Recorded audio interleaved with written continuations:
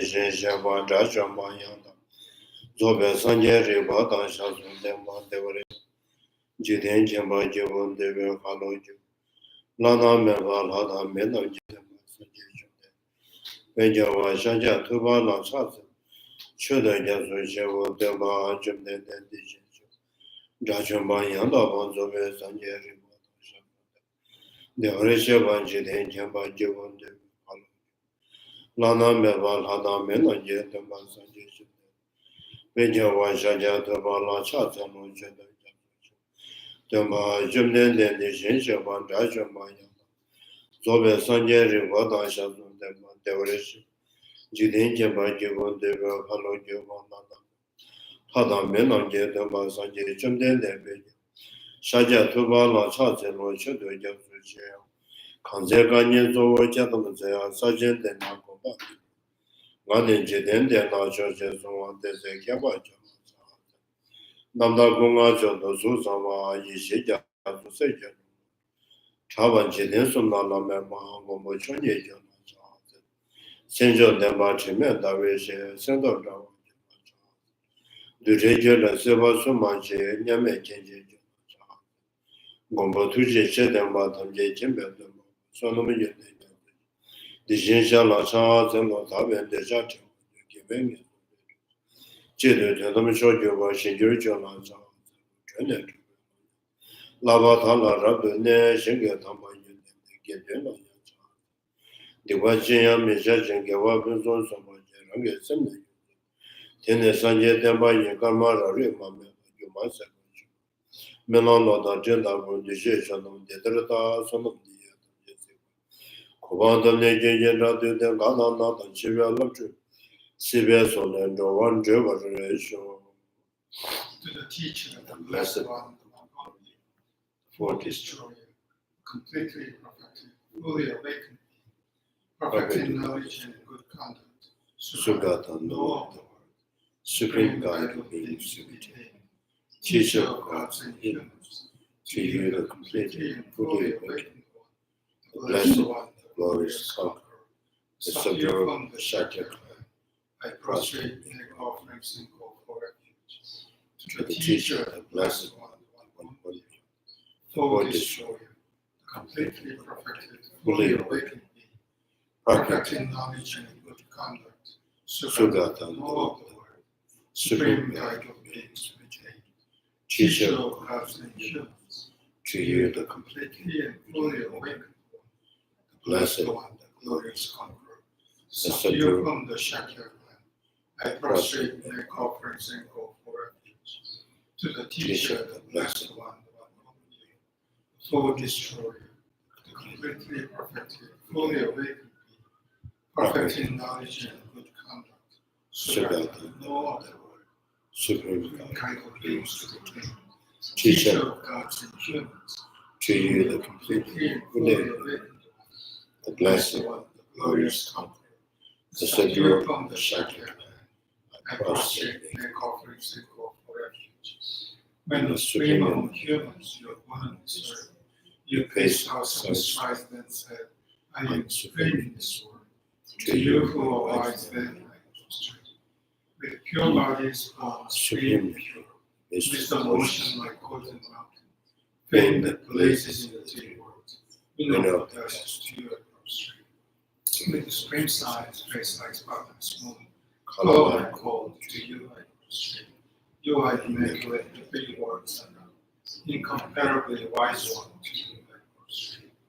The Savior having great compassion, the teacher having all understanding, the field of merit with the qualities like a vast ocean, to you the one come to dustness I prostrate. The purity which makes one free from attachments, the virtue which frees one from the lower realms, the one path, the sublime, pure reality, to the Dharma which pacifies I prostrate. Those who are liberated and also show the path to liberation, the holy field qualified with realizations, who are devoted to the moral precepts, to you the sublime community and in virtue I prostrate. Do not commit any non-virtuous actions, perform only perfect virtuous actions, subdue your mind thoroughly. This is the teaching of the Buddha. star, mirage, or flame of light, illusion, drop of dew or bubble, a dream, flash of lightning, cloud, sea condition, things as such. Through these merits may remain recolable, sin, subdue the four thoughts, and be delivered from emotional suffering of aging, sickness, and death. Sanjejana Sanjejana Chaju Batu Dani Dagin Jeso Jebe Sonam Je, Dola Benje Sanjeju. Sanjejana Sanjejana Chaju Batu Dani Dagin Jeso Jebe Sonam Je, Dola Benje Sanjeju. Sanjejana Sanjejana Chaju Batu Dani Dagin Jeso Jebe Sonam Je, Dola Benje Sanjeju. I go for refuge and enlightenment to the Buddha and the Dharma and Sangha. Through the merit I create by practicing giving and the other perfections, may I quickly attain the state of Buddha for the benefit of all sentient beings. I go for refuge and enlightenment to the Buddha, the Dharma, and Sangha. Through the merit I create by practicing giving and the other perfections, may I quickly attain the state of Buddha for the benefit of all sentient beings. I go for refuge and to the Buddha, the Dharma, and Sangha. Through the merit I create by practicing giving and the other perfections, may I quickly attain the state of Buddha for the benefit of all sentient beings.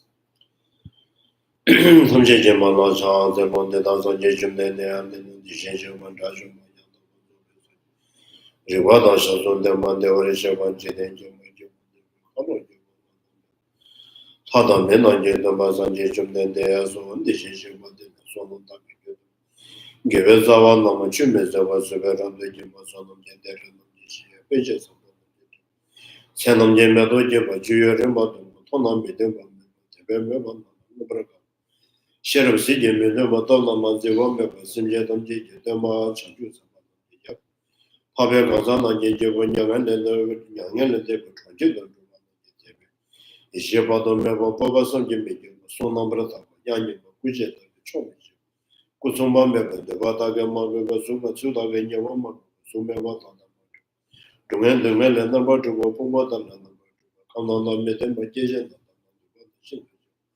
Yozun dunga tanda batu suba le juba chuba le ke banjiji yozun deba tanda Tata shumbe sanje shumde de yishe la ne ba nyange le deba Yanda banjije tanda deba simje tamje la sebe sala shuba Dedan de sanje shumde Kuche venye de yanda banda mazo vata beche na tamake adenge tamake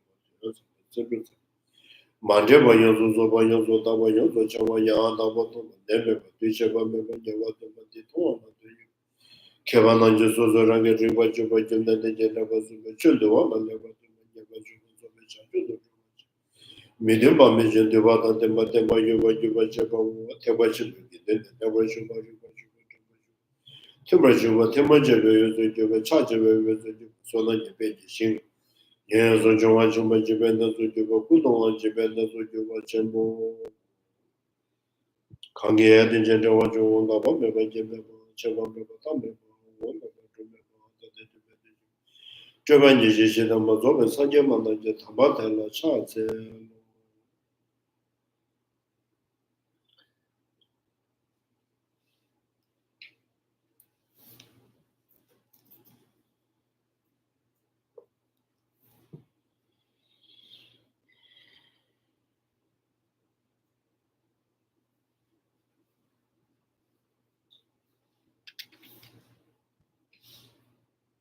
So we're on page number 338.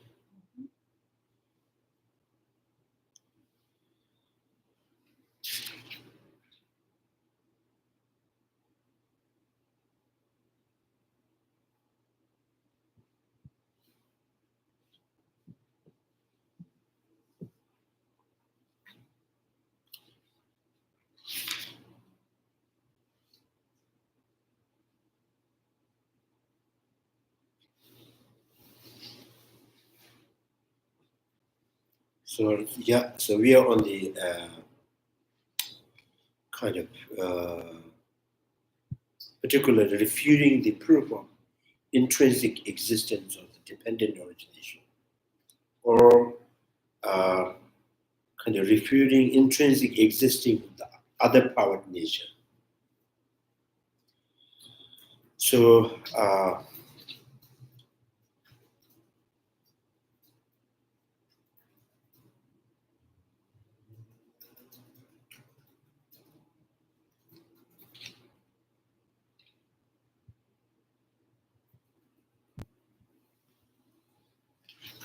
now I think the question here is from the roots text. Is that now if this entity, the dependent natures,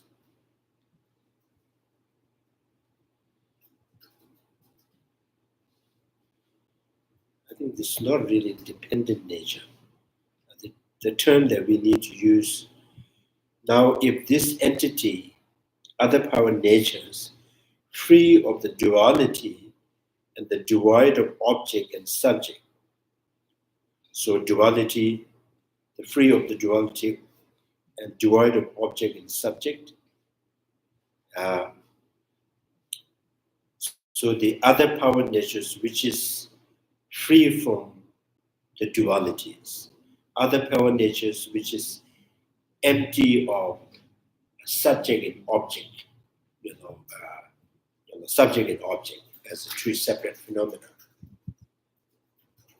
So, and also you can also think that here other power natures like I consciousness, which is other power natures in mind-only school, and mind-only school also kind of assert that the I consciousness is intrinsically exist. And then the question is, who and what in what evidence that mind-only school can prove that the I consciousness is truly exist? In what base, in what condition that you can think of I consciousness is truly exist, right? And then the mind-only school says the I consciousness is intrinsically exist, or intrinsically exists. The proof of that is,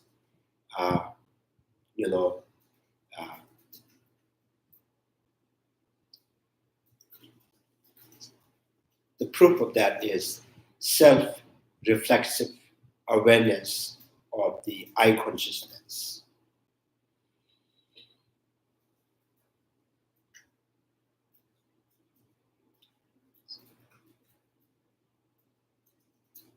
I think, yeah. Huh? I'm just remembering what you said about proving a non-existent with a non-existent. So the mind-only school, the I consciousness is truly exists or intrinsically exists. And then we says, in what condition that you have proved the I consciousness is truly exists. And then the mind-only school says, self-reflexive awareness of the I consciousness is the proof. And then we still ask questions, So in what sense that the self-reflexive awareness, self-reflexive awareness has understood the I consciousness truly exists? Or you're saying is I consciousness is directly perceived, by the reflexive awareness, therefore I consciousness truly exists, or the reflexive awareness is the realization of the I consciousness to truly exist. So the mind-only school,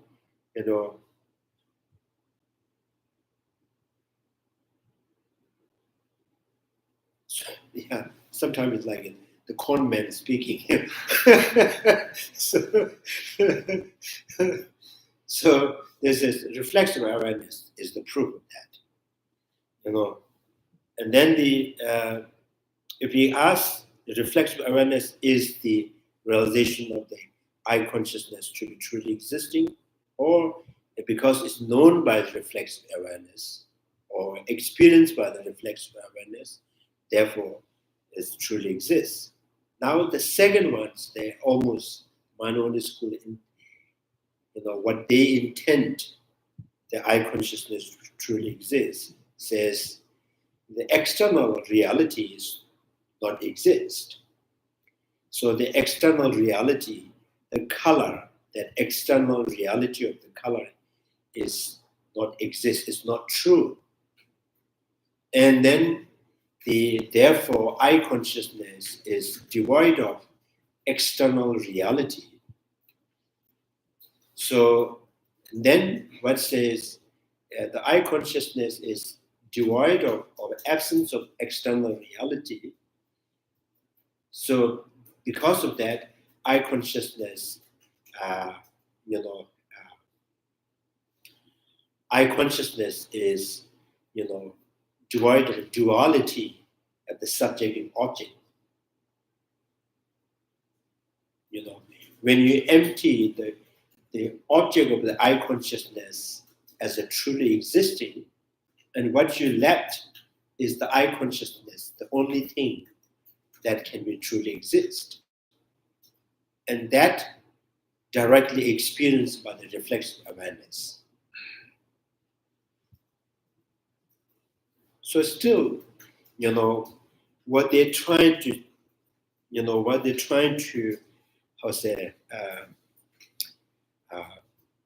trying to prove is still incomplete. So that what they're trying is only the consciousness is truly exists. The object, object, and any object of the consciousness as separate from the subject is not true. The object being separate from the subject is not true, but the subject, the consciousness, is always truly exist. So now, minority school wanted to say that I consciousness, which is absence of the external reality of the external reality, whatever the consciousness, absence of external reality means I consciousness is the object of I consciousness is not truly exists, but the I consciousness is truly exists. That experience by the reflexive awareness. So now this is the reflexive awareness is the proof of that.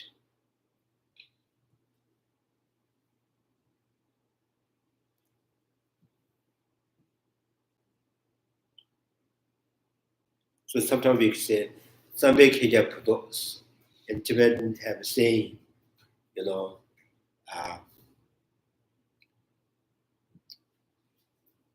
don't know what's the Pudo. It's almost like,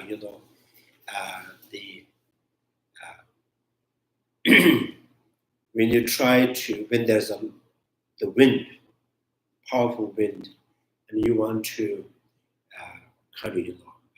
protect something that carried by the wind.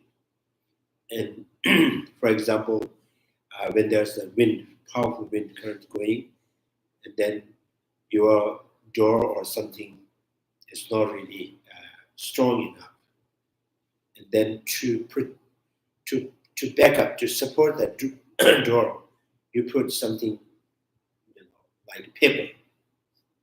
So the paper is your support. So in Tibetan, there's there's I think there's looks like it. There's like ashes is use ashes to support to protect the flowers. So when the wind comes, both carry by the center. So the minority school support is reflexive awareness. So now, if this entity is other foundations, the free duality, devoid of subject and object, exist. So it means that absence of the duality, with that consciousness is truly exist. By what means to its existing known, without observing it, you cannot say it exists.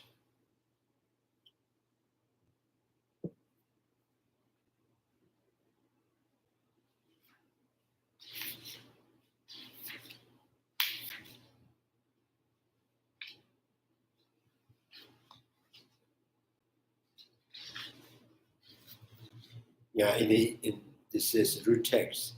Kete sume zeba nye teshi, nye jitonga xiao ngui yu na, tiye mobu kange xibu jus. Ma zhungwa ye jueji chanbi jus. So, without any, how to say, without the cognitions, you said without the cognitions, you cannot really, without the cognition, you cannot really prove something exists.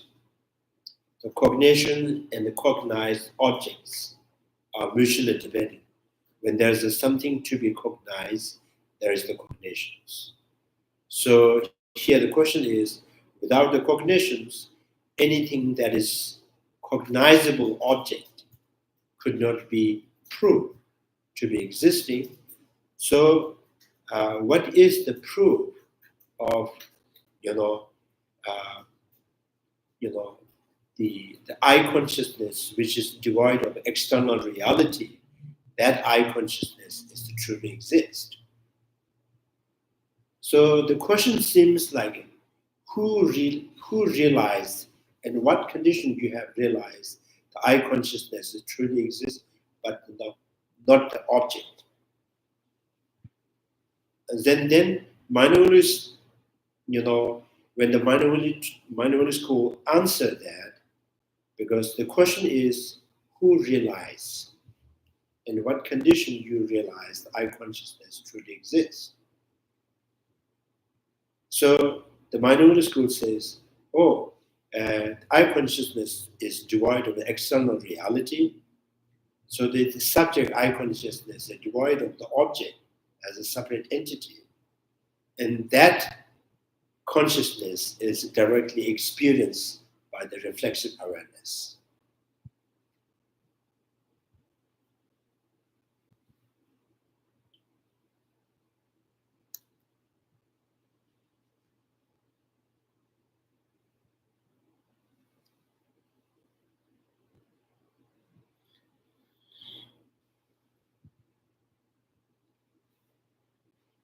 So the question is, by what means it exists known, existence known?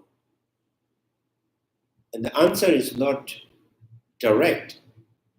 They don't really, they are not answering like, reflexive awareness is the one, the subject which realized the I consciousness truly exists.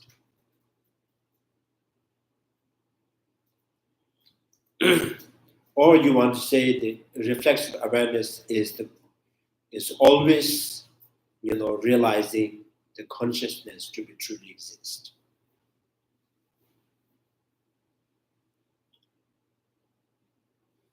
In the I consciousness directly perceiving the color, and then that color is not known truly exist, but I consciousness is directly perceiving the color.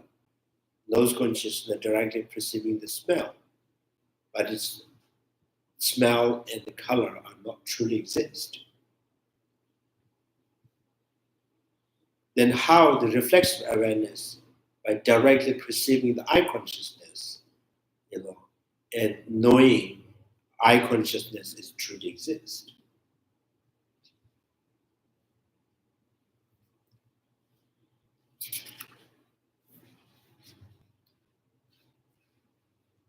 Yeah, for me, it's not really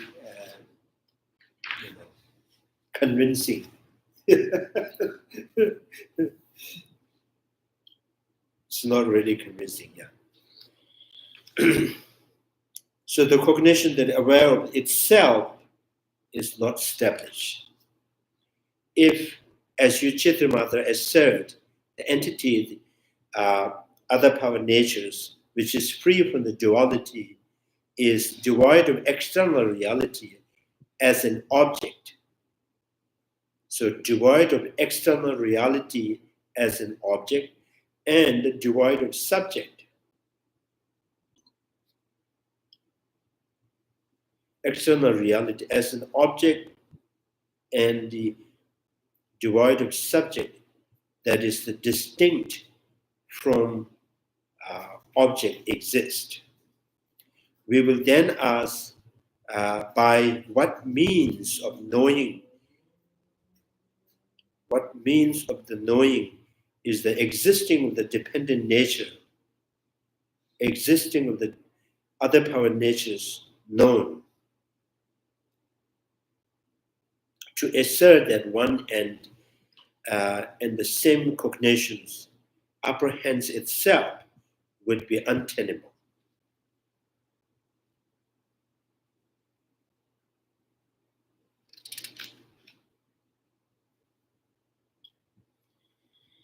To assert the one and the same cognitions apprehends itself would be untenable, for it would be a contradiction to speak of something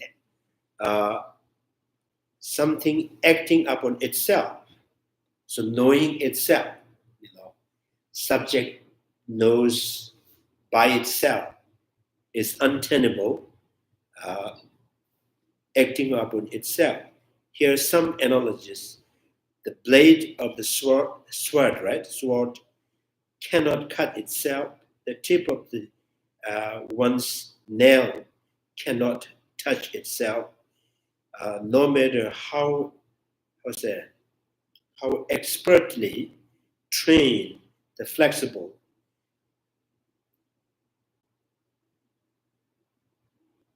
acrobat. Yeah. An acrobat cannot sit,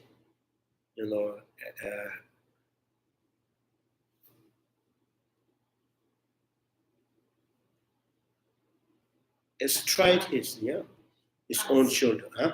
Yeah, he cannot sit on his shoulders. Astride means to. Yeah. Legs on either side, like on the neck, I guess. He cannot sit astride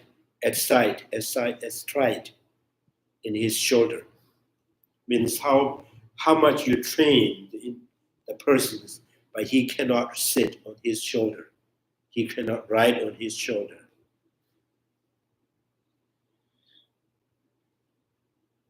Fire does not burn itself, and the eyes do not look at themselves.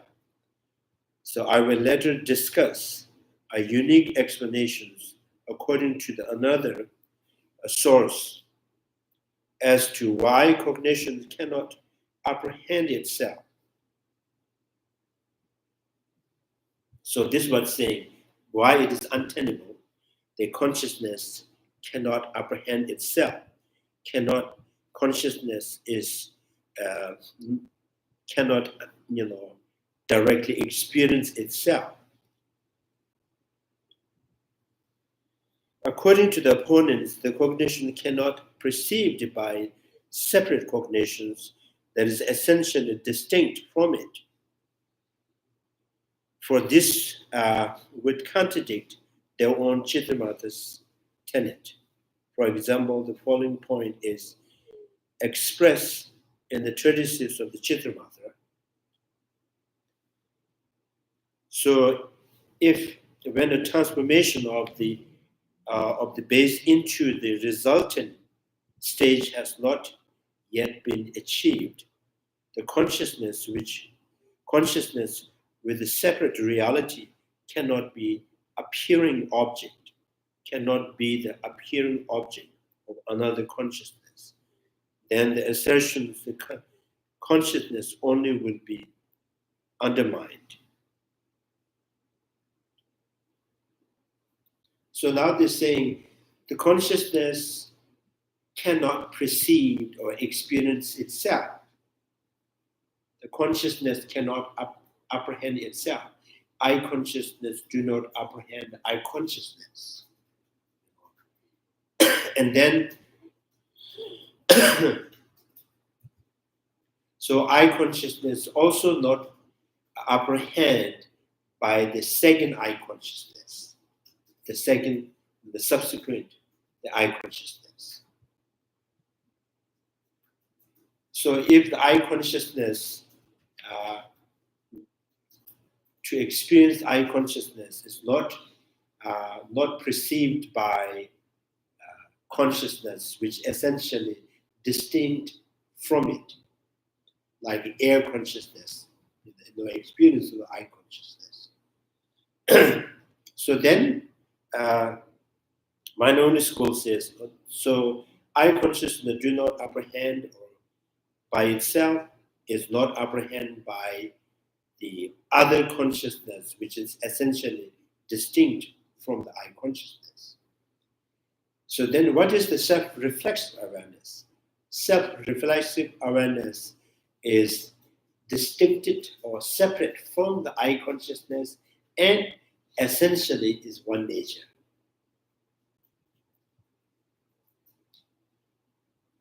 Is not separate, but essentially one nature. It's not essentially not separate, but it's a separate consciousness, essentially one nature.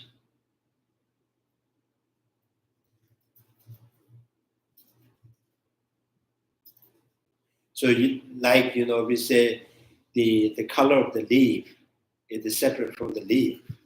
Where the color of the leaf is separate from the leaf, the color of the leaf and from the beginning is green, and then later it turns into brown or gray or something, right? So which means the color of the leaf is not identical with the leaf. Therefore, it is separate. But you cannot see them, leaf and their color as a two separate. So why? Because they are one. So in this way, eye consciousness and the reflexive awareness of the eye consciousness is like leaf and its color. So it's a separate, and it is not essentially distinct from it. So the minority school now, this is what they find the base to claim that, reflexive awareness is there. So that reflexive awareness is the evidence, or it is the proof, that the eye consciousness is the only thing that truly exists, not the object of eye consciousness.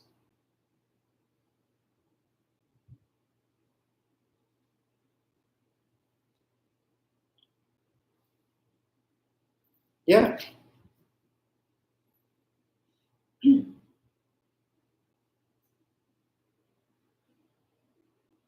So if we ask another question. So are you sure that, reflexive awareness, the eye consciousness also, not knowing the emptiness of the eye consciousness? Because the eye consciousness is empty of duality, and that also directly experience reflexive awareness.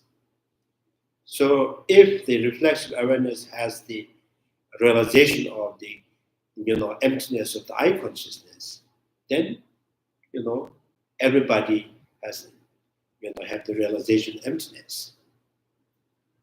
So the minority school's emptiness is just even the dog animals, they also have the realization that emptiness. If reflexive awareness has no access to understand emptiness of the eye consciousness, and in what sense, in what base you're saying reflexive awareness has the realization of eye consciousness as a truly existence?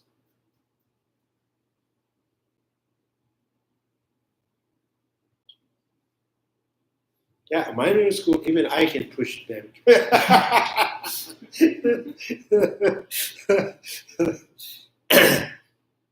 So I can let them go to the restroom first.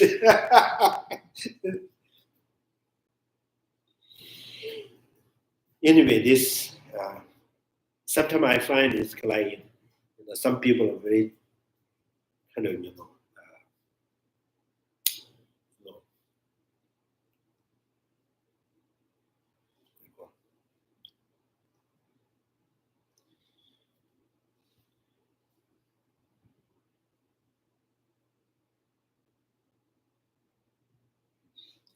when the transformation of base into resulting stage has not yet been achieved.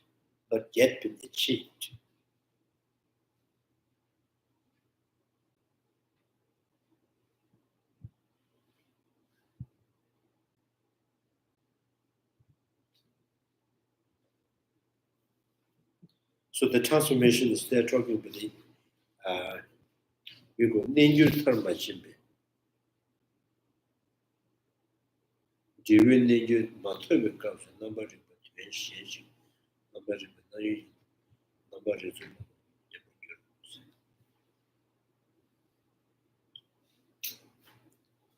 So this is kind of statements is saying that when the transformation of the base into resultant stage has not yet been achieved.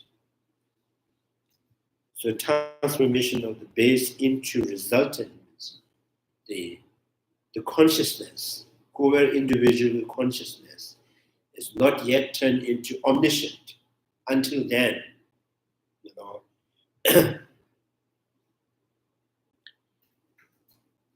until then, one consciousness, like I consciousness, cannot be perceived by consciousness, which is essentially distinct from it. So, which implies when you are Buddha and enlightened, so every consciousness, like I consciousness, has the realization of every phenomenon. Right? So it can, I consciousness can have the access to realize the sound, the smell, the taste, the textures. Sometimes the Buddha can see from the far, what is the smell of that, taste of that. So almost the Buddha don't need to go to pay the food. Just by looking at the food, he said, "Oh, I smell it, I can taste it." So anyway, omniscience, yeah.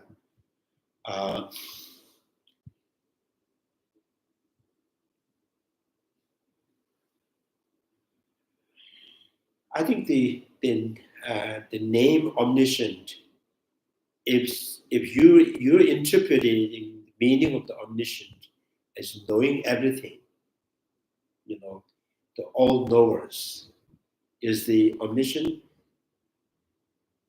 then the Vavashika school, Siddhantika school, minority school, medieval Prasangika school, all of them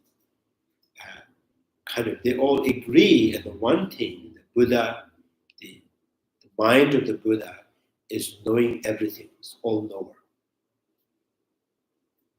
But they always say all knower. The omniscient or the Namathamje Chema.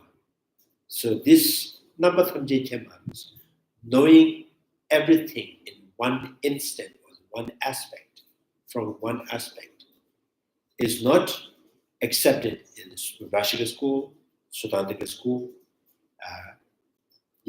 So the minority school in the medieval school, this is omniscient. Other, they always say, call all knower. Even the Buddhist Vavashika school says, Buddha do not see everything at one minute. So Buddha has to, when the Buddha tried to see or understand, there's no object that's not known by the Buddha. So there's sometimes there's a blind spot for the enlightened being. But when he looked, he can see it. So the Mahayana traditions, the omniscient means, so there's no blind spot.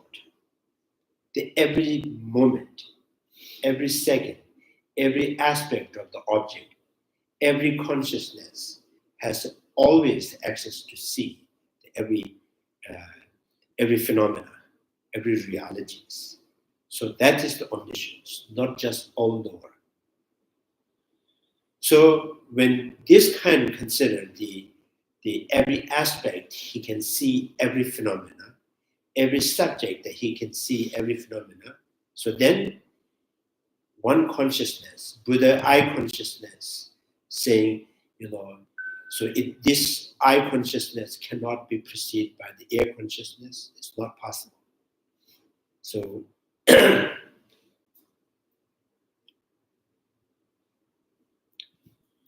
so this was saying that when a transformation of the basis into the resultant stage has not yet been achieved, the consciousness with the separate reality can be the appearing object of another consciousness.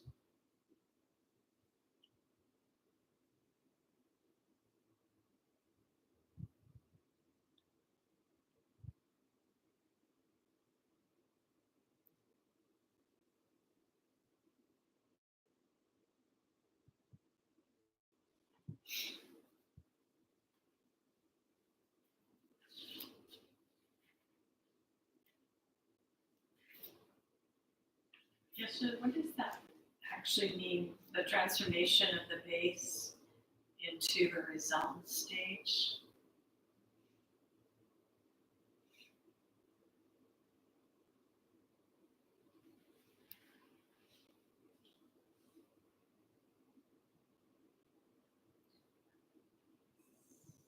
That's why I'm saying transformations means, the practice of the Dharma is for the transformation, to change, to qualities, potentials, to everything. By practicing Dharma means changing your potential, the consciousness. That's the transformation. So first we listen, then we contemplate, then we meditate, and we understand something. And that understanding is not enough. Again, we continuously analyze, exercise the wisdom, the changing. Yeah, that's the transformation. So transformation is not complete until then. So the one consciousness, one separate consciousness is perceived by another consciousness is impossible. So this is why they say you can have five things, like at least here: sound, color, smell, taste, textures. In one moment, you can perceive all of them separately. So which means there's a five separate consciousness actively engaged simultaneously. It's possible. Now, each of the consciousness has no access to understand other consciousness. So this means there's my transformation of the transformation of my kind of potential of the mind is not done yet, not complete yet.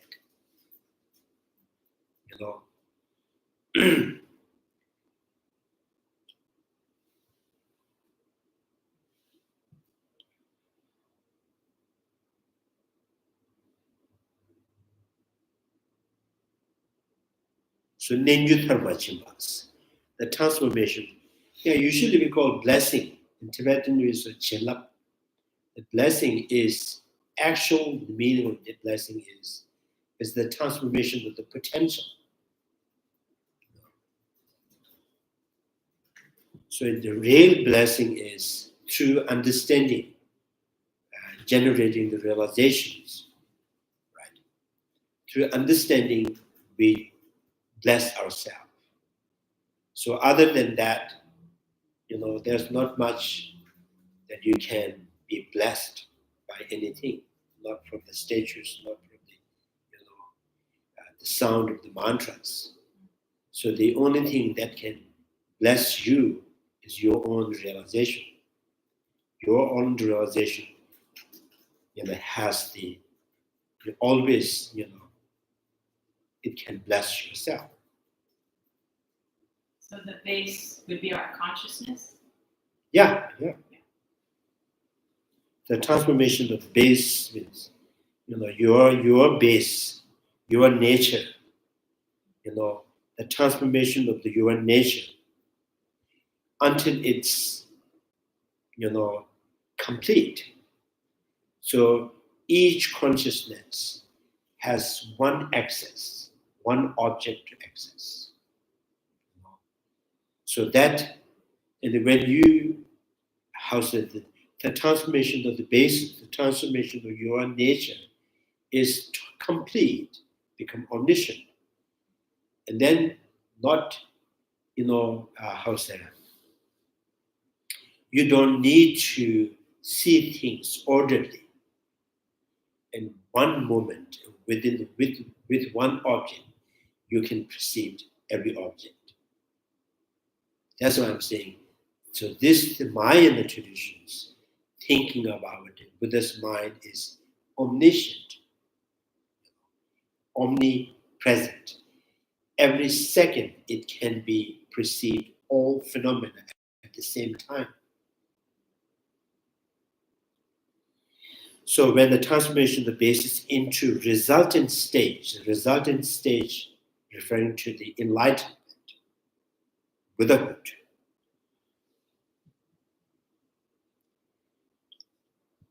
the consciousness, separate reality can be appearing object of another consciousness. Then the assertions of the consciousness only will be undermined.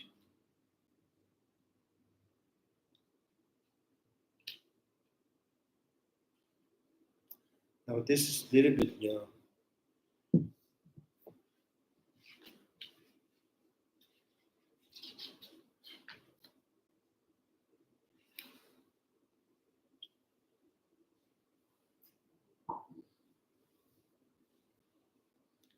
the assertion of the Chittamatras will be undermined. Assertion of the consciousness only will be undermined. Then you against minority schools, views, perspective. So which means the minority schools, their perspective, saying until you got enlightened, each consciousness perceived one object.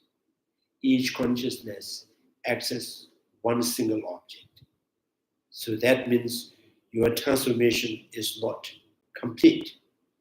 Once the transformation of your consciousness is complete, it become omniscient, and then one consciousness has access to every object.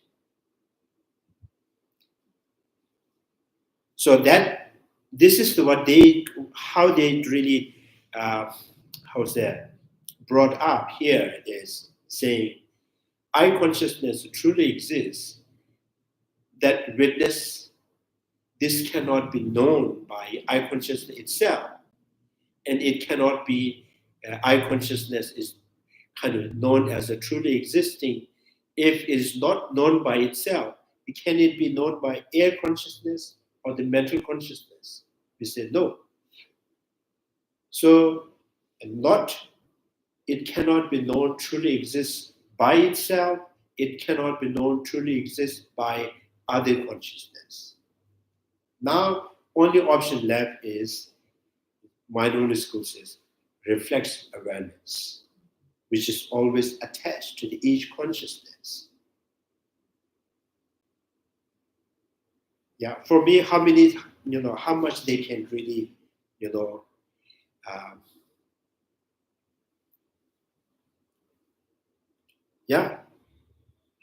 it's still, there's a, so the whole effort is bringing, bringing the passage from the sutras and, the reason, the logic of object, external reality is not true. And then all coming back to say, I consciousness truly exists. I consciousness truly exists. So for me, it seems like a small child, 6 years old. He don't want to give his candy. No, I know what. Because my mother gave me. So,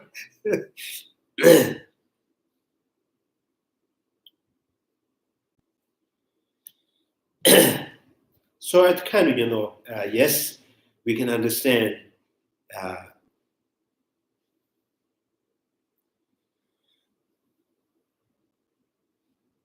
So the proof of the consciousness is truly existing is the reflexive awareness. The whole point is that their whole effort to prove the reflexive awareness is the one that knows the consciousness, the I consciousness truly exists.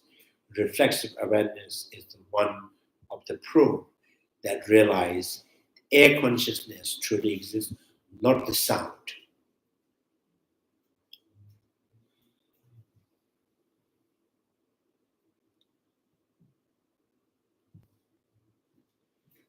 So otherwise, then the assertion of the consciousness only will be undermined. Assertion of the Chittamatas or the minority school will be undermined. So far, the Chittamatas, there can be no such mode of apprehension whatsoever. So far, the Chittamata, there can be no such mode of apprehensions whatsoever.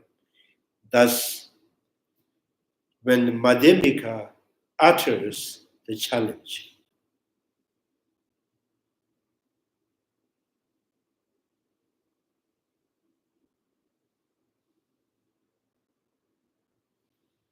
so without observing it by cognitions,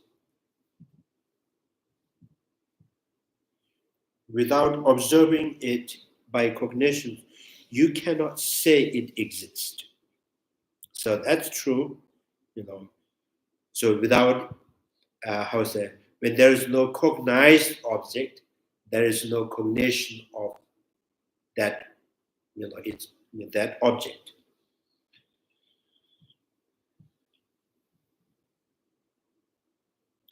Chitramatas might respond, yes, it is true that the consciousness is not apprehended by the cognitions that has different reality. But there is self-cognitions, and it is this reflexive awareness alone that apprehends the dependent nature or other power natures. So other power natures does exist. So which means there does exist, is truly exist.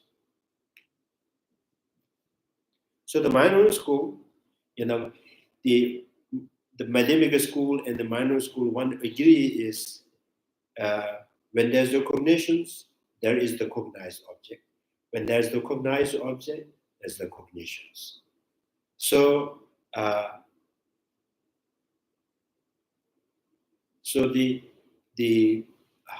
the color and the eye consciousness both are cognizable object.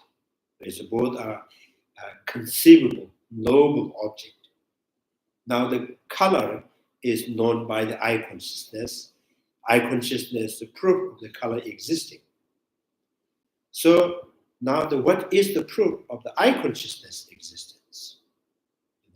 So what is the cognition that cognizes the eye consciousness? So that comes,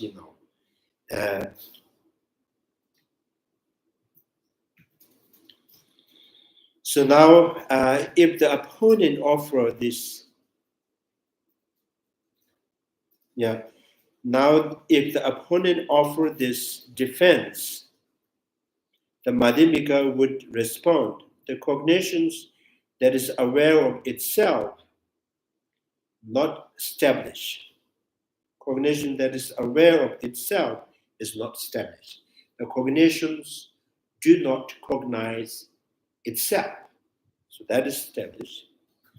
To present briefly the sources for the opponent thesis, namely the Chitramata view on the reflexive awareness, the blaze of reasoning says that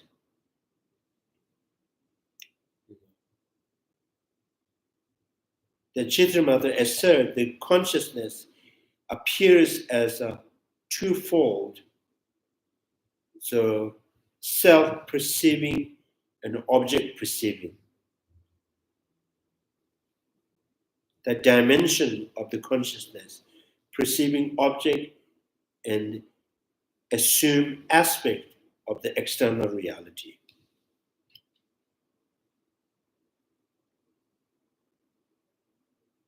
And become this object of the cognition perceiving itself, becomes an object of the cognition perceiving itself.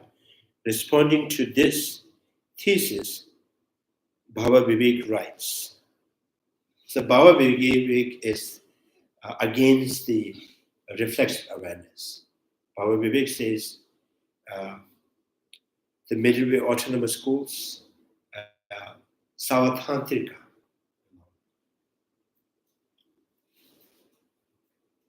So the middle way, there's a Savat. Yeah.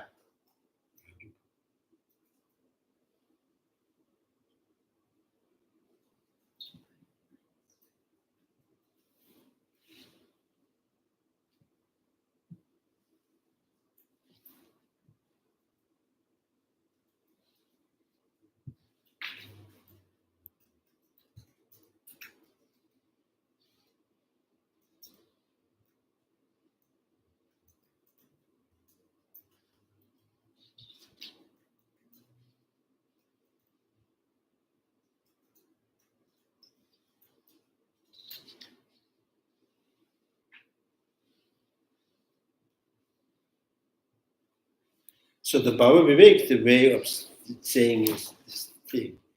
Here it says, cognitions means Rangna or the Yunas.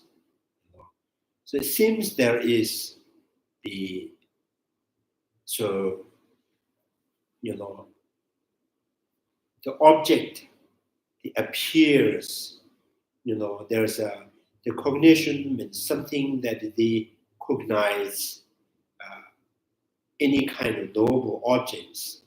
So the object divided into two, subject, cognizing subject or cognizing object, like cognizing color or the cognizing consciousness, the two things. So the I consciousness, in the Bhava Vivek's thinking, I consciousness has only access to, apprehend the object. I consciousness do not have any quality to perceive, to cognize itself. So it is not I consciousness not appearing itself, it appears the color.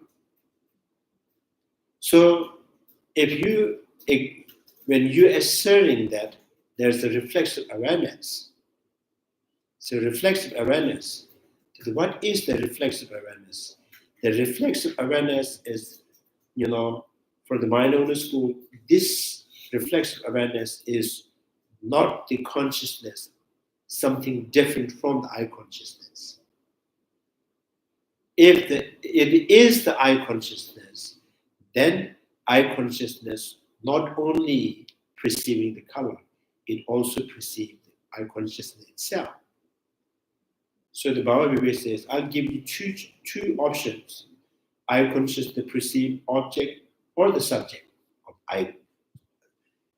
Object, color, or the subject of the color. Right. So which one you want to say I consciousness exists? I consciousness perceiving color or the I consciousness perceiving I consciousness. So I only see this is possible. So, I can agree on one thing, I consciousness has the, I consciousness tend to perceive the color, not itself. So and then what is the reflexive awareness? If this is not the I consciousness, then it has to be different from the I consciousness. If the different from the I consciousness has directly access to the I consciousness, which means you have to say there is a subsequent I consciousness perceives the previous I consciousness, or the I consciousness that perceive, apprehend by the mental consciousness, or the ear consciousness, or the nose consciousness. If none, then the I consciousness, there is no inequality or the potential within the I consciousness to perceive itself. So that you are just, the reflexive awareness is, it's just fiction, It's a Spider-Man.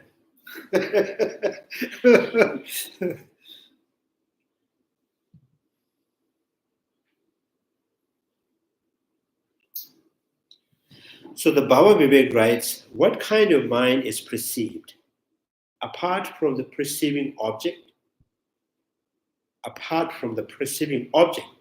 what kind of, mind is perceived?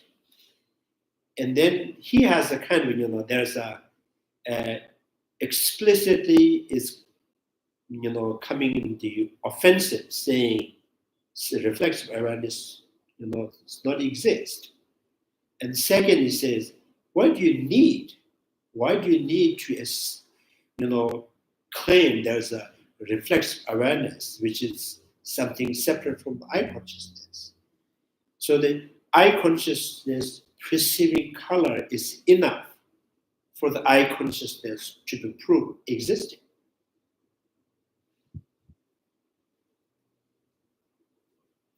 Huh?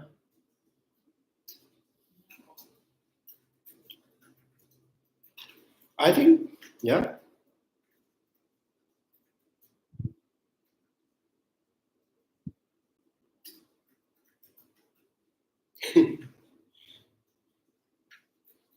Normally we say, what is the proof you have eye? I can see things very clearly. That is the proof of my eye. And I'm not blind. And then what is the proof of, you are alive? Oh, I just walk, I can talk. So there's no need another one who is knowing me existing and me seeing, me breathing. Baba is this is ridiculous, I consciousness, the proof of I consciousness existing is being able to perceive the color.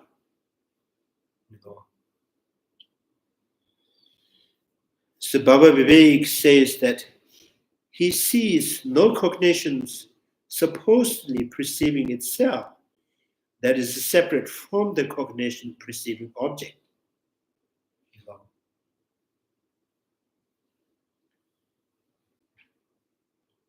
So no cognition supposedly perceiving itself that is separate from the cognition perceiving object.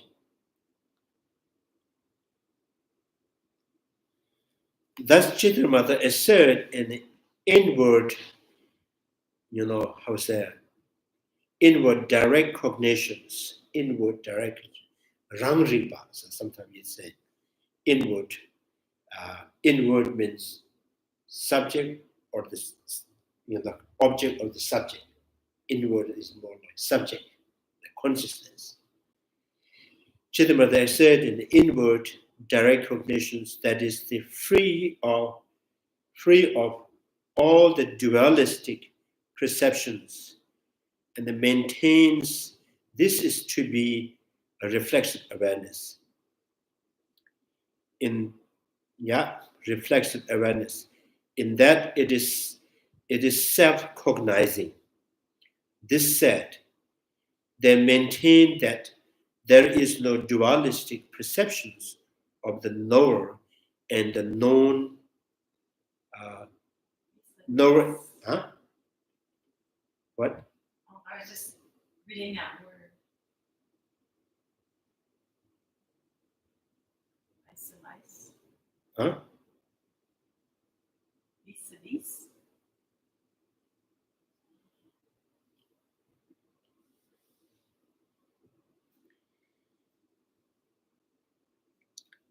dualistic perceptions of the knower and the knowns, such, vice versa, dualistic of knower and known. Maintain there is no dualistic perception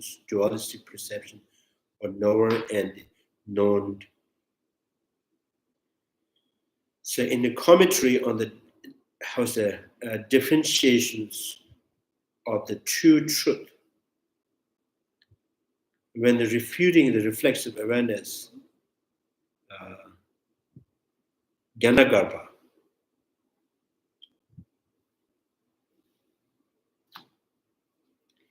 I think this is kind of pretty much, maybe I'll tell kind of here the story here, and the many of the non-Buddhist school, because I think here the experience of, experience the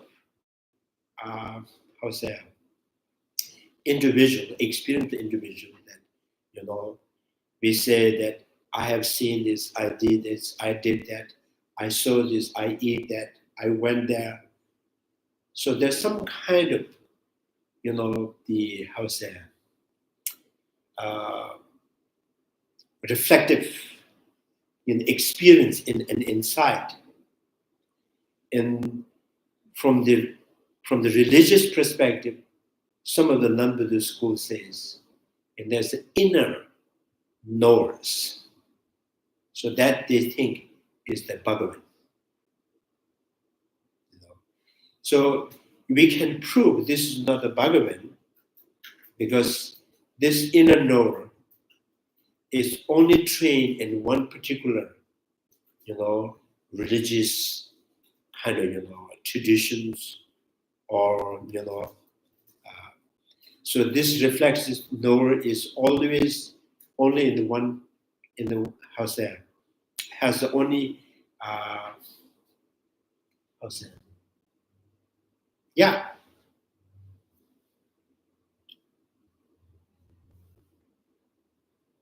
So they think there's some kind of sense of reflexive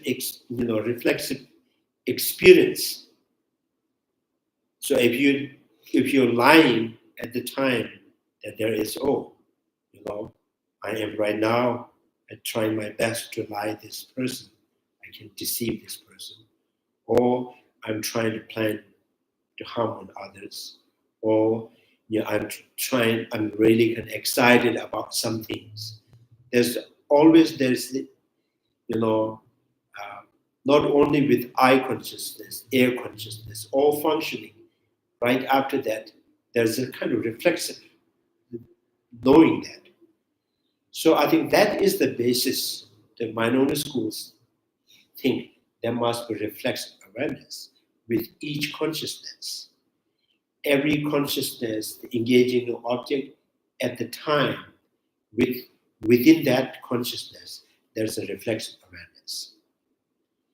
And some non-Buddhist school thinks, or reflexive awareness is just one single one. That's internal. That is kind of, judging on everything that you are doing, or being witness of anything that you experience. That is the, Bhagavan.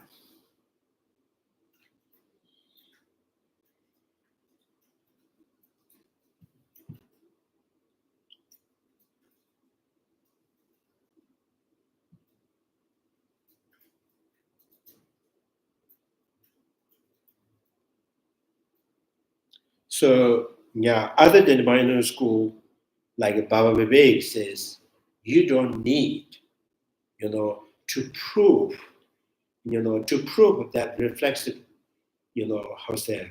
internal, experience. You don't need to prove. There is the reflexive awareness with each consciousness. The proof of experiencing, remembering, is just done by the consciousness themselves when they engage. When the eye consciousness see the color, and then the internal experience, oh, I've seen that color. So at the time, you remember the color, you remember I have, way how you have engaged, how you have perceived that object. So color to remember, and the remembering color is remembering the subject.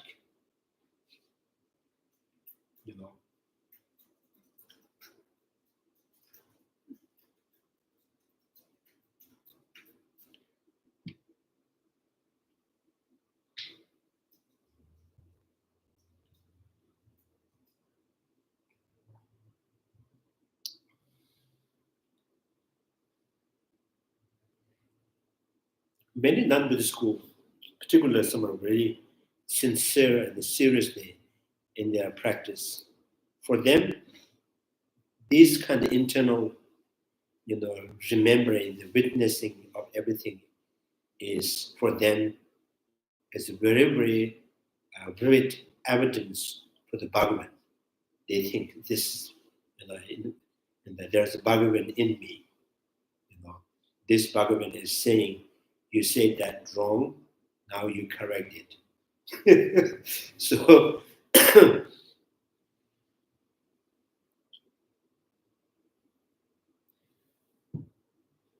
I think that depending on that Bhagavan is, that Bhagavan is like inner knower or inner God, or how would you define Bhagavan? Like the ultimate knower inside you, or what? How do you define Bhagavan? So I'm saying there is no Bhagavan in you. And yeah, but is a Bhagavan like? I think you have to listen. Maybe I'll say it again. There is the internal memory of anything that you have seen, smell, hear, taste, feel, or you have thought. So internal, the memory. So that is the minority school, medieval South Tantric school, and the Prasangika school says, yeah, we all have the same experience. So the minority comes, that is called reflexive awareness. That is the result of the reflexive awareness. So then this is, what is the reflexive awareness? The reflexive awareness comes with each consciousness, with eye consciousness seeing your color. At the time the eye consciousness seeing, your reflexive awareness is seeing eye consciousness. Then you remember, oh, I've seen that color. You also remember the subject that has experienced that. And you have, why do you remember the color? Because eye consciousness perceive it. Why do you remember the eye consciousness perceiving it? It's reflexive awareness. That's where there's whole memory, internally, there's memory. So the Baba Vivek says, you don't have to kind of,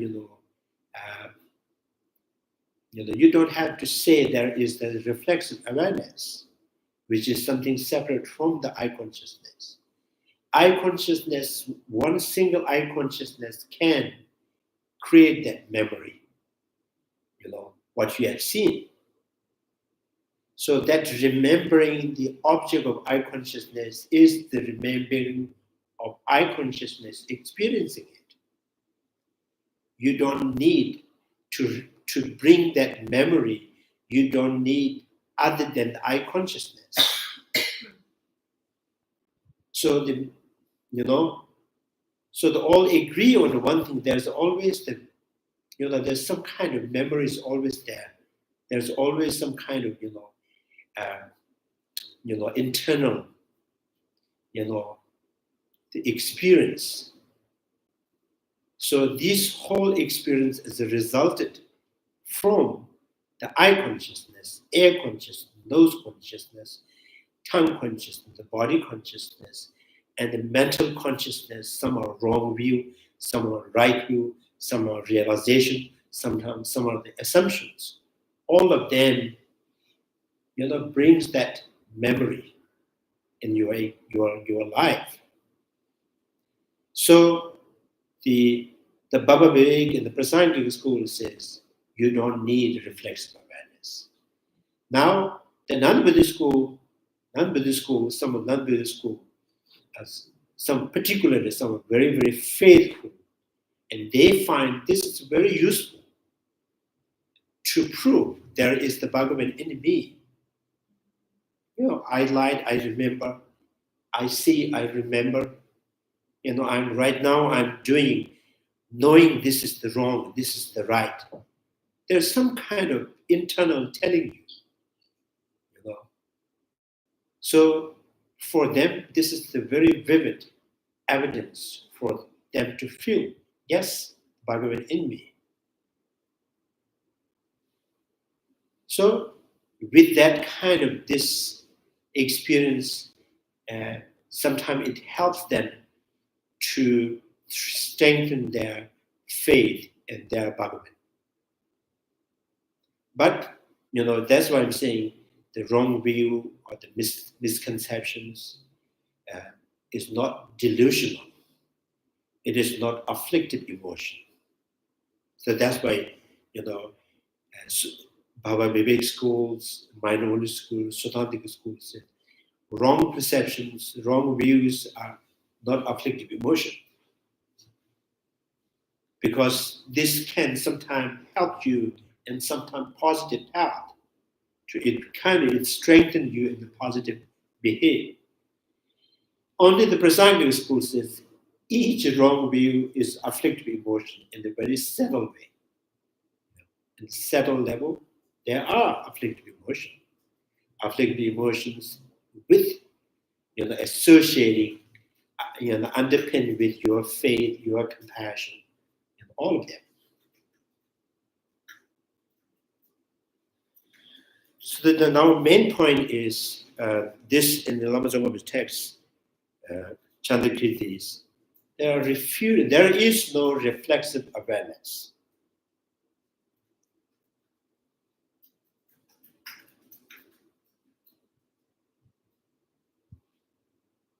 So their whole idea is you cannot establish reflexive awareness by the remembering. Being able to remember something is not the proof of reflexive awareness is there.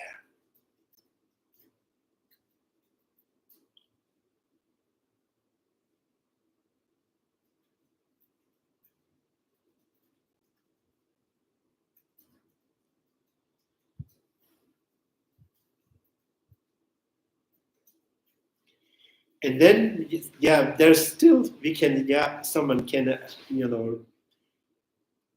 have the questions. Why the Prasangika school, and Baba Vivek, very enthusiastically, they're refuting the reflexive awareness. What is the wrong? What can go wrong by accepting the reflexive awareness, right? So why do you so much emphasizing, enthusiastically refuting the minority schools, the reflexive idea of the reflexive awareness? Chandakriti, right? And particularly most of the time Chandakriti, And here, why do you need to refute it? Because for them, the reflexive awareness is to prove the I consciousness intrinsically exists. So that's why we say the reflexive awareness is just,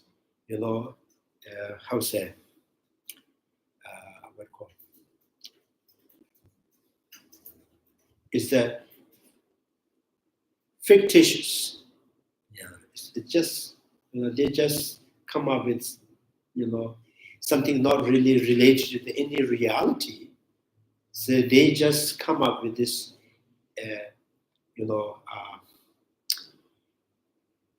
idea that does not really fit in any reality. So the idea of the reflexive awareness is to prove I consciousness intrinsically exists. This is why Chandra is really, enthusiastically refuting that is reflexive awareness.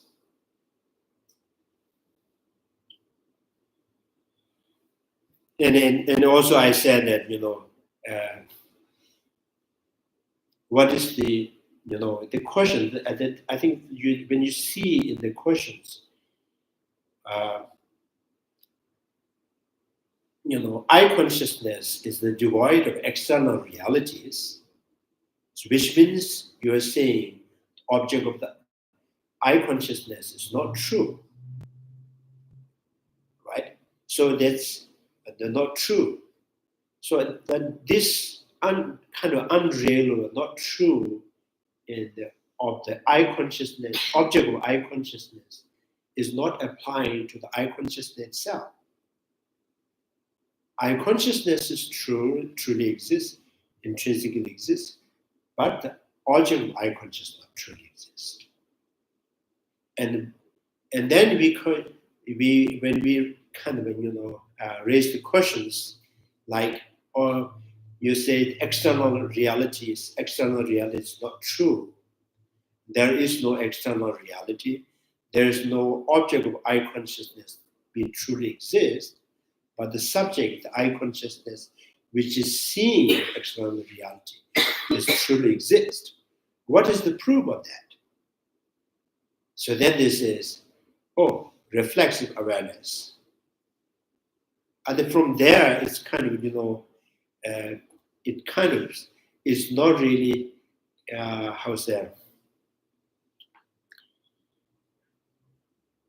it's not become the, convincing answer. Rather it creates more, ambiguities. So reflexive awareness, are you saying the reflexive awareness just perceiving the I consciousness, or are you saying reflexive awareness is the one that proves of the I consciousness truly exists, not the object? So if in this way, if you answer, and then you have to say reflexive awareness of the I consciousness, realize the emptiness of the I consciousness. So which means every sentient being, whoever has the I consciousness, has the reflexive awareness. All of them reflexive awareness have realized the emptiness of their I consciousness. And the arahat and the cat in the same level of understanding of the emptiness of the I consciousness. Arahat and the birds, squirrels,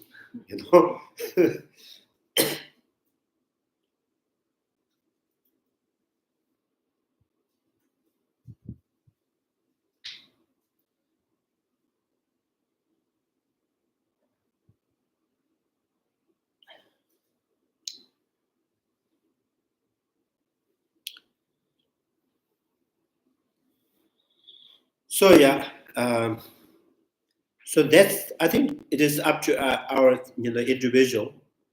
So which logic is more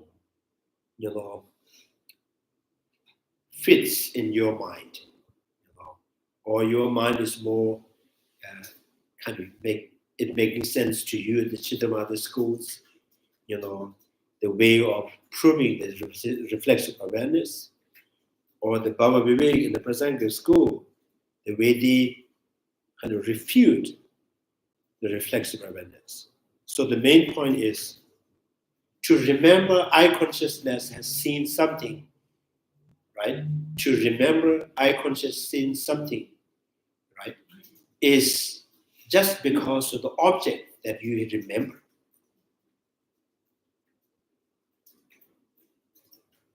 And some says, no, that remembering the object is it is not the remembering the subject. So there is remembering, first remember the object, that because of the eye consciousness. Second, remembering the eye consciousness perceiving object, and that's because of the reflexive awareness. So you don't need this. As Pasangyam school says, Baba Vivek says, it's not because of there is some kind of another cognition, the cognizing this eye consciousness. So when you see things, oh, I have seen that in something somewhere, because of the object, you remember the both object and I have seen it.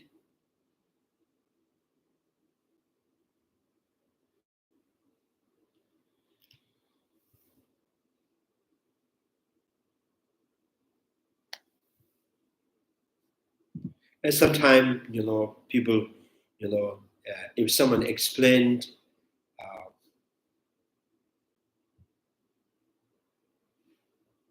there's many ways. Sometimes you remember,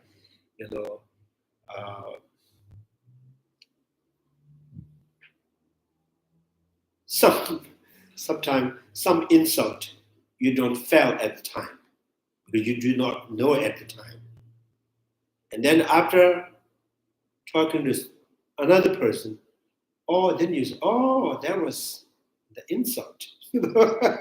So at that time you may be laughing, you may be enjoying, and that person has already insulted you, and you do not know and another person explaining to you, then you remember, that he has insulted me. He has, criticized me, right? So that also we call the remember. Then, if this is the remembering, does that mean in the prior time have you realized that is insult? No.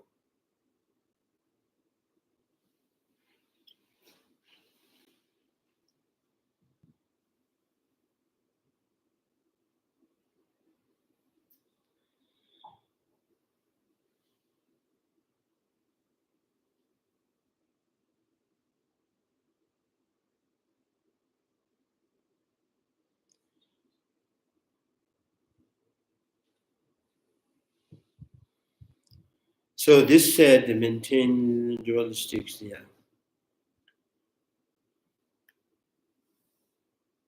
So true truth, differential.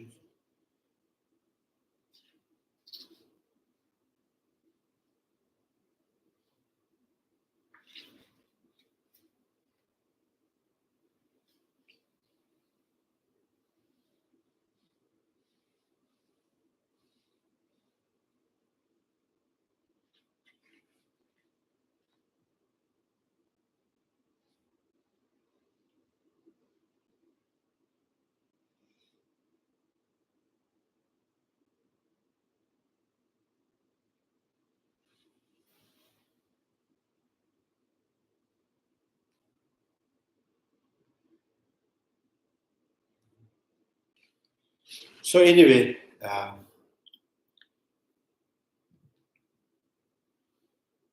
you do not change your way. The Ning and the commentary on the differentiations of the true truth, when the refuting reflexive awareness, Jnanagarpa,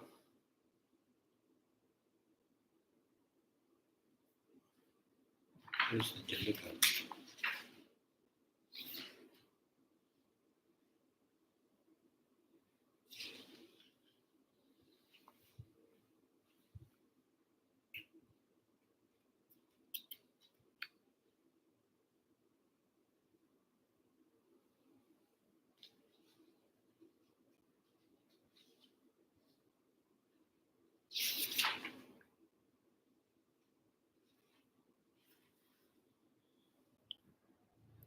So cognitions emerge as awareness that is itself empty of the duality and cognize that absence of duality. It cannot cognize the absence of duality, however, if it is not itself empty of the duality.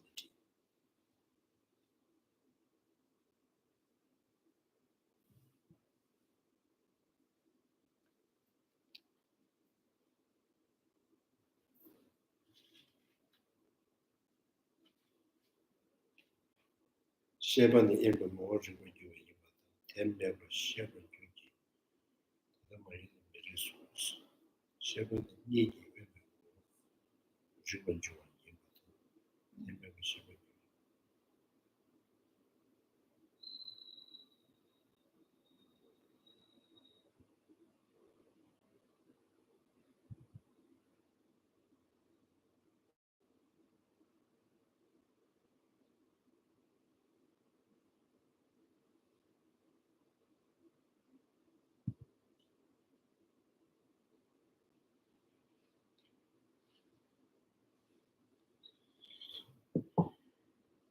Cognition emerges as awareness that is itself empty of the duality.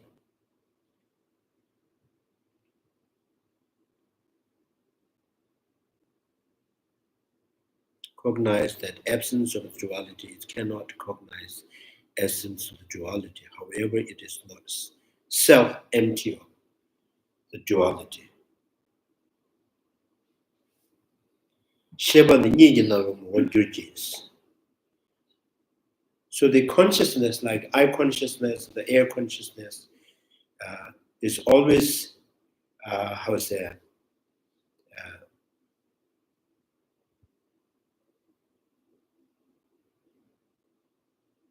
for the mind-only school, this is absence of duality. So they kind of saying that, when we ask what is the example, eye consciousness and its object is there is no duality. They says like, oh, it is like, from the one seed, when from the one seed, the sprout, the shoot comes, and the two kind of leaves or two.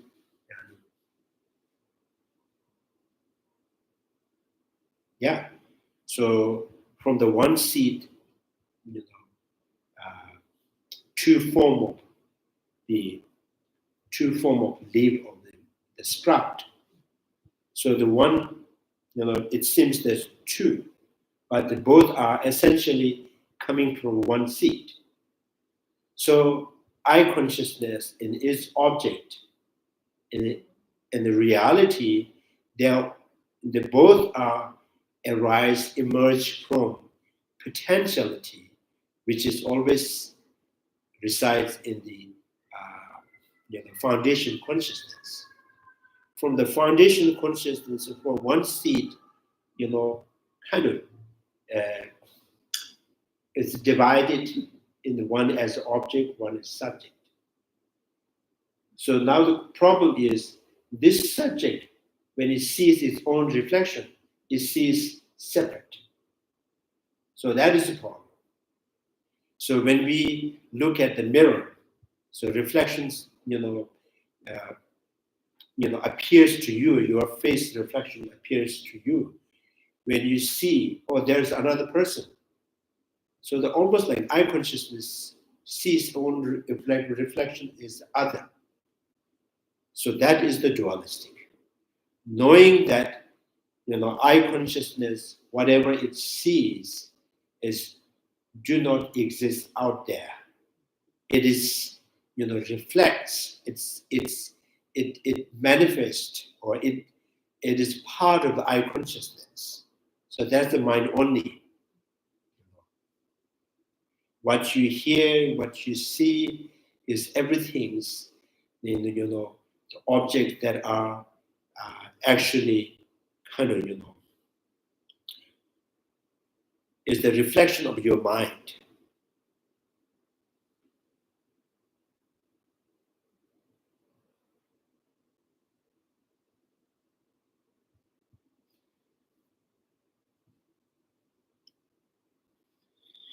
Yeah, that's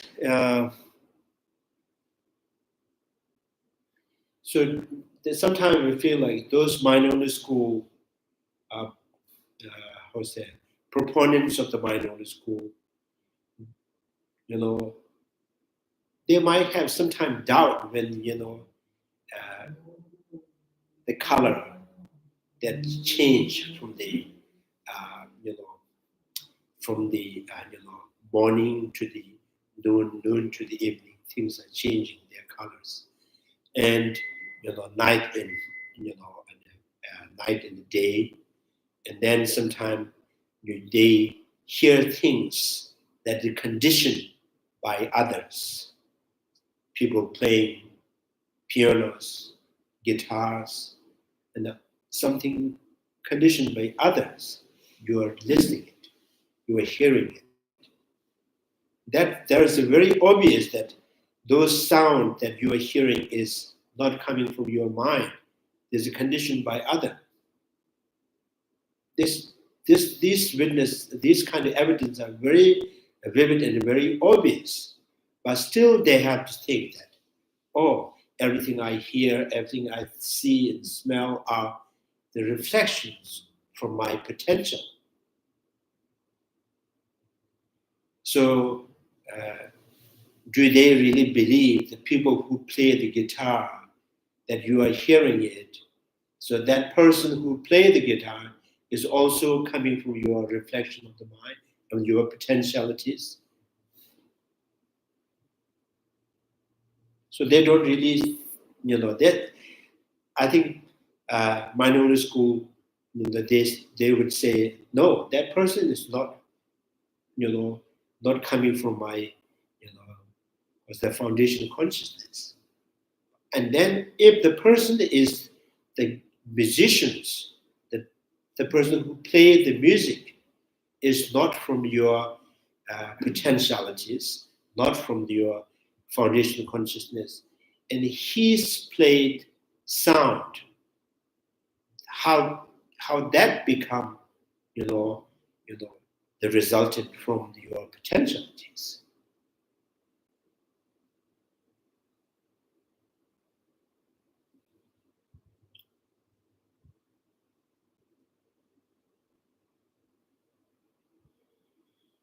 I think a minority school still hold on that point, that view, because the main, how's that, the essence of their, propounding the mind only is everything. Yeah, is kind of like more to the non-Buddhist school, saying that essentially everything is from the mind, and then that things that the mind is the one that creates, and that mind, how and why this mind has that much potential to create, is the mind is the part of the Bhagavan, is the Buddha. This is what they really deep in their mind. And sometimes I also feel that if there is some kind of powerful, how say, the mighty potential quality in you, right? If there is nothing, how this moistures the heat, the air, and from there you can see how much those colorful things.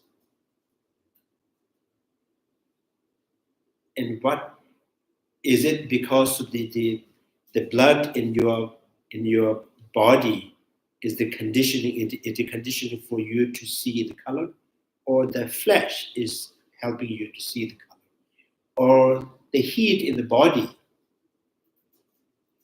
So each, if you go with the water, heat, moistures, the bloods, and then the airs, or the space, or the flesh, or the bone. I don't think they have any kind of potential to make you see things, to make you smell and hear. if these are the not, and what is other than that you have in you that, that create this much potential to see life, it's kind of, it's very, very, how to say, vivid and very matter to you, some kind of life that you are seeing. How this life has come from and what originate that. Not the heat, not the water, not the flesh, not bone.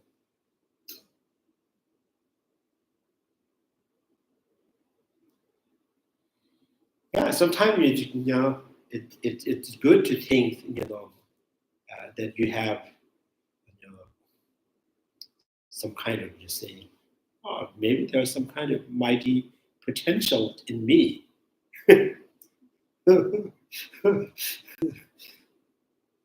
So this mighty potential sometimes is failed to prevent some,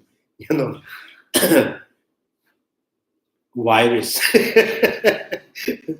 But it can create whole life, beautiful life, and misery life.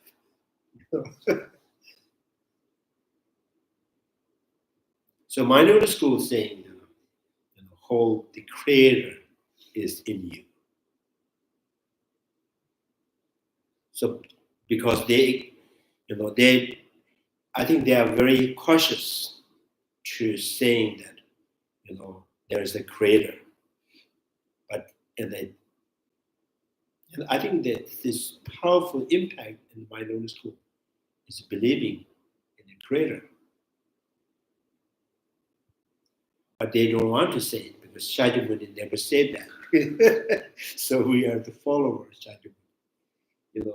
Internally there are non-Buddhists.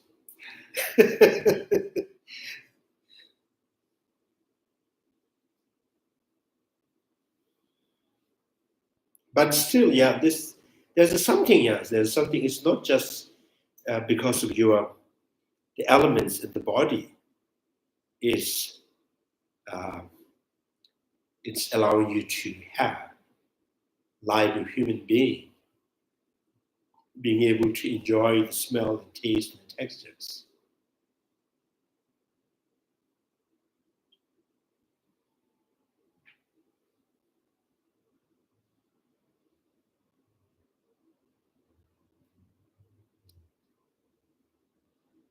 But so that.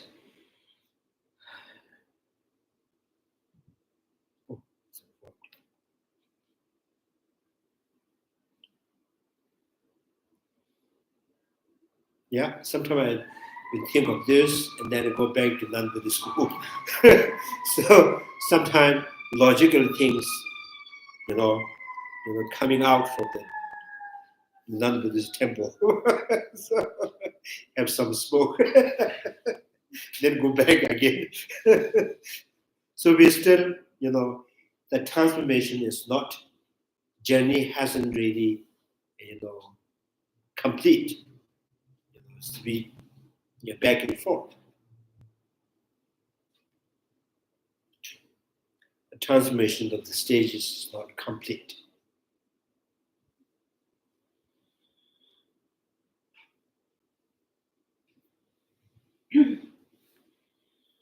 Yeah.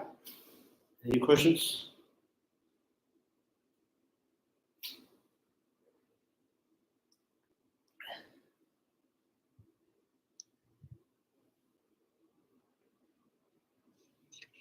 Pick it up. Why would the textbook say what difference between absence of duality and empty of duality? They use those two terms. Yeah, it's the same thing. Sometimes they use empty, sometimes they use, how to say, absence. Absence and empty is both the same. Absence of duality or empty of duality.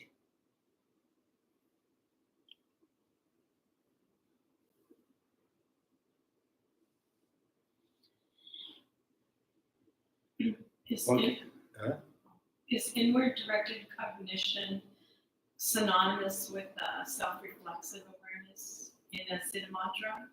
Inner what? It said inward directed cognition is the same as self. Yeah, they kind of that they're referring, they're referring to the reflexive awareness, inner cognitive, internal awareness, something cognizing internally. So not looking at the object, just focusing on the subject. So the Baba Vivek and the Prasangika school, Chandrakirti is saying, you don't have to think there's something, with the consciousness seeing itself. So just you remember that the experience of the object is just coming from remembering the object.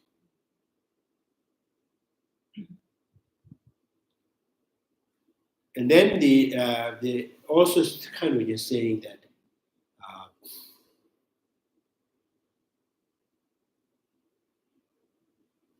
so the realizing through subject realizing object is the condition that brings the memory of the subject and object both. So the experiencing through the subject is the condition.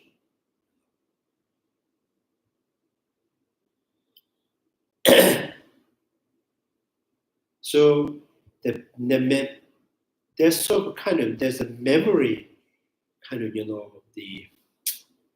so you can right now in one day and 1 minute in one place you can reflect on the things that you have seen in the past, things that you may desire in the futures, all of them. Now here they're saying these are the resulted from the things that you have imagined, you have conceived, you have desired, you have wished, you have seen, you have smelled. This is not the Bhagavan. This is not the Bhagavan. But you can say, because of the Buddha nature in you, therefore you can see things, you can remember things. That you can say, but this is not the Bhagavan. This is the resulted from what you see with contaminated consciousness. So, because this memory is, if it is the Bhagavan, then probably, you may understand what went wrong when you see things, when you say things, when you did things. This memory has no, no quality of, no quality of leading you in the right path. But you have to improve this memory. So many intellectual, logical thinking can improve this kind of memory. Right? So all the realizations, the intellectual understandings also remain back to the memory. This memory can again remember more and more, and that it can improve your understanding better in the future. But you still saying the memories, the things that you remember inside, not the Bhagavan, it's not the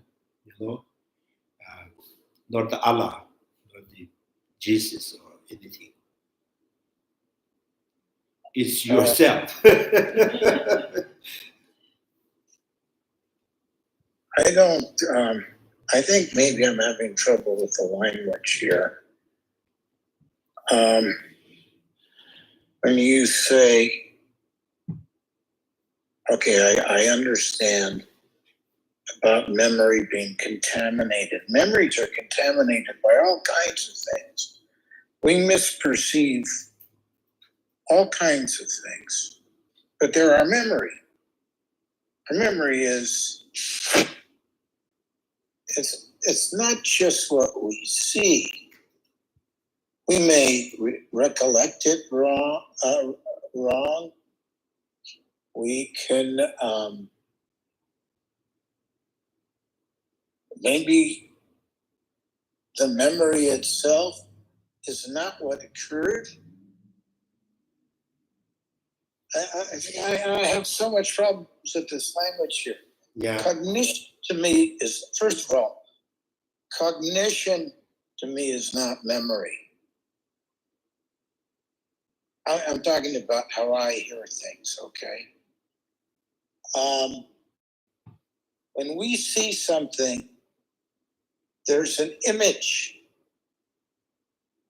We apprehend an image, and we may misperceive it, or it could appear as something that's not, like a mirage. And we can't really improve our memory. That's our memory. Memory to me is a different facility than cognition from immediately seeing things. Memory is also linked to recognition. We see something and we identify it or misidentify it with some experience. Yeah. So here, I think you missed that point. Question here is, right now we have this the quality in the mind that recall, being remembered, and things that we see, smell, and we know, or we have understood, we have read, we have imagined. So being able to recall them. So this being able to recall kind of this collective, the memory, the minority school says these are all conditioned by the reflexive awareness. So when we listen to the minority school and what we interpret from the minority school, the way they try to establish, there is the reflexive awareness, subject behind subject, subject behind subject. So minority school says this is the condition. That's why we can recall many things, And then the Baba Vivek and Prasangika school says, oh, you don't need subject behind the subject. So just being able to perceive the object, apprehending the object, revealing the object, knowing the object, cognizing object, is only this can condition all this reflective, recalling or reflecting on the things that you have experienced, known in the past. So the whole idea is, is not talking about what is that memory, where it stays, what is that? No, why there is the recalling memories. So the minority school is reflexive awareness, and Baba Vivek says there is no subject behind subject. Subject itself being engaged in object is the condition. That's how you can remember. And then some of the non-Buddhist schools say, oh yeah, we also experience. That's the recall many things. From there, we can understand what we have done wrong, what we have done right. We can rejoice, we can regret. So all this is the Bhagavan inside telling you, you have done that, don't do it again. That is the religiously interpretations. So now we are saying that is not the Bhagavan. That is your mind. That's it's a simple. Yeah. Keep this in mind.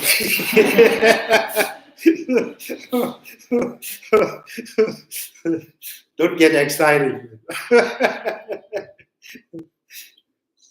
Okay then. Chanju Simjo Rinpoche, Maje Bana, Yevanyamba, Mevani, One Tonya Tawa Rinpoche, Maje Bana, Yevanyamba, Mevani, One Pevage, Ama Senjen Tamje, Dada Denju, Nero Tamje, Tata, To, Chanju Sa, Kama Sushu, Shada Kuja, Monum Duju, Parera Ruko, Shanda Dewa, Manu Jo, Jeresa, Tintinja. May